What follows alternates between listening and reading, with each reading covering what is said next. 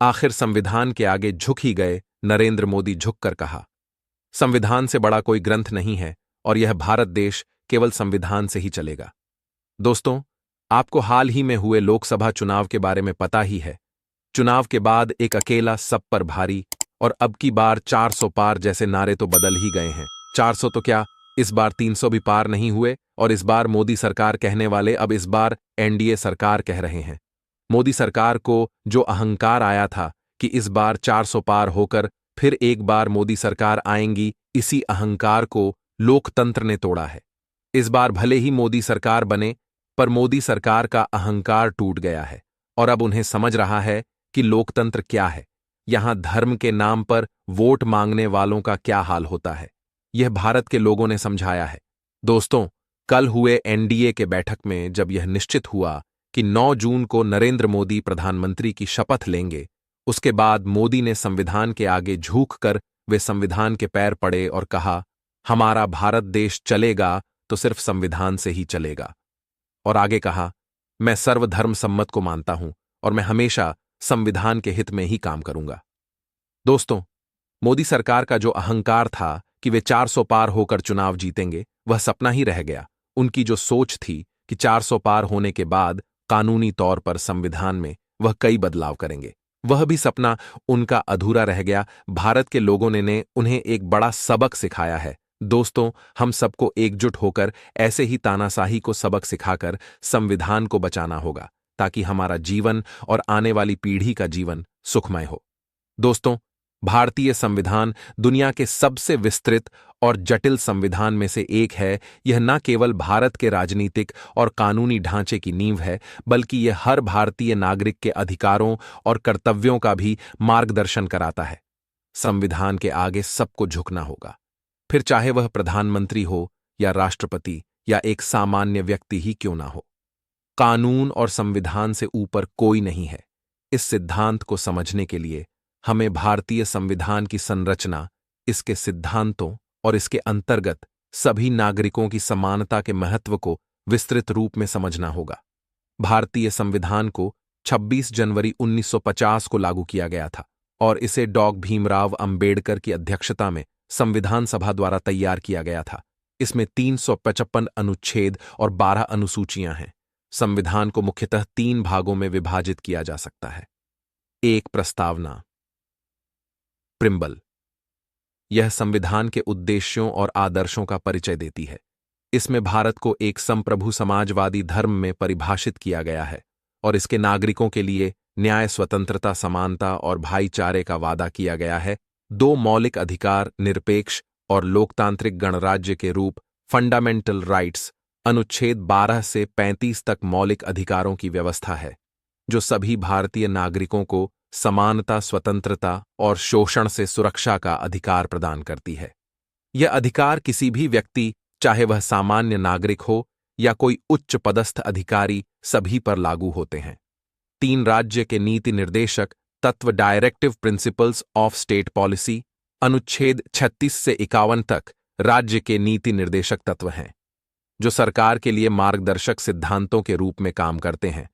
हालांकि यह कानूनी रूप से बाध्यकारी नहीं है, लेकिन यह देश के शासन को न्याय संगत और कल्याणकारी बनाने की दिशा में महत्वपूर्ण भूमिका निभाते हैं।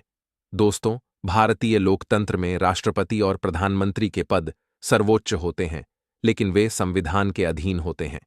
राष्ट्रपति देश का संवैधानिक प्रमुख होता है, जबकि प्रधानमंत्री सरकार का कार्यकारी प्रमुख होता है। उनके कर्तव्यों और अधिकारों का विवरण संविधान में स्पष्ट रूप से उल्लेखित है, जिससे यह सुनिश्चित होता है कि वे अपनी शक्तियों का दुरुपयोग न करें और संविधान के प्रति अपनी निष्ठा बनाए रखें। भारतीय राष्ट्रपति का पद एक संवैधानिक प्रमुख का होता है और उनके कर्तव्यों और अधिकारों को संविधान में स्पष्ट रूप से परिभाषित किया गया है। राष्ट्रपति का कार्य मुख्यतः प्रोटोकॉल और औपचारिकता से संबंधित होता है, लेकिन वे संवैधानिक सुरक्षा और आपातकालीन शक्तियों के उपयोग के लिए महत्वपूर्ण होते हैं। राष्ट्रपति का हर कार्य संवैधानिक रूप से निर्धारित सीमाओं और सलाहकारों की सलाह पर आधारित होना चाहिए। प्रधानमंत्री देश की कार्यकारी शाखा के प्रमुख होते हैं और उन्हें सरकार की दैनिक गतिविधियों और नीतियों का संचालन करना होता है। प्रधानमंत्री का पद संवैधानिक प्रावधानों और संसदीय जनादेश के अनुसार कार्य करता है और वे संसद के प्रति उत्तरदायी होते हैं। संविधान का एक मुख्य उद्देश्य समता, इक्वलिटी का सिद्धांत स्थापित करना है, जिसके अंतर्गत सभी नागरिकों को कानून के समक्ष समानता का अधिकार है।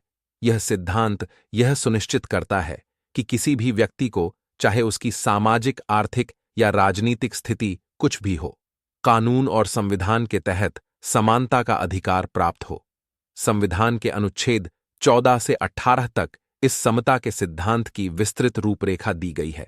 भारतीय न्यायपालिका संविधान की संरक्षक और संरक्षक होती है। यह सुनिश्चित करती है कि संविधान का पालन किया जाए और नागरिकों के अधिकारों की भूमिकाओं में शामिल हैं, संविधान के आगे रक्षा हो। भारतीय न्यायपालिका की प्रमुख सबको झुकना होगा, फिर चाहे वह प्रधानमंत्री हो या राष्ट्रपति। इस सिद्धांत का महत्व भारतीय लोकतंत्र की नींव में निहित है। संविधान की सर्वोच्चता और कानून के शासन का सिद्धांत यह सुनिश्चित करता है कि किसी भी व्यक्ति या संस्था को संविधान से ऊपर नहीं रखा जाएगा। भारतीय संविधान सभी नागरिकों को समानता, स्वतंत्रता और न्याय का अधिकार प्रदान करता है और यह सुनिश्चित करता है कि सरकार की सभी शाखाएं संविधान के अधीन कार्य करें। संविधान की यह सर्वोच्चता और उसके आदर्शों की रक्षा के लिए न्यायपालिका की भूमिका महत्वपूर्ण है, जो संविधान की संरक्षक और संरक्षक होती है। भारतीय लोकतंत्र की सफलता और स्थिरता संविधान की इन मूलभूत सिद्धांतों पर निर्भर करती है और यह प्रत्येक नागरिक, विशेषकर उन लोगों के लिए जो उच्च पदों पर आसीन हैं, यह अनिवार्य बनाता है कि वे संविधान के प्रति निष्ठा और सम्मान बनाए रखें। इस प्रकार संविधान न केवल कानूनी दस्तावेज है, बल्कि यह भारतीय समाज के लिए मार्गदर्शक सिद्धांत और आदर्शों का स्रोत भी है, जो समानता, स्वतंत्रता और न्याय की दिशा में देश की प्रगति को सुनिश्चित करता है। दोस्तों, मोदी सरकार को यह तो समझ आ गया है कि धर्म के नाम पर वोट मांगने से कुछ नहीं होगा। भारत में विकास करना होगा और संविधान का हमेशा आदर करना होगा। तो दोस्तों, आपके इस विषय पर क्या विचार है, हमें कमेंट करके बताइए। और अगर वीडियो पसंद आया हो तो वीडियो को लाइक करके चैनल यूएसजी लॉजिकल थिंक को सब्सक्राइब जरूर करें और बेल आइकॉन प्रेस करें। मिलते हैं किसी और वीडियो में।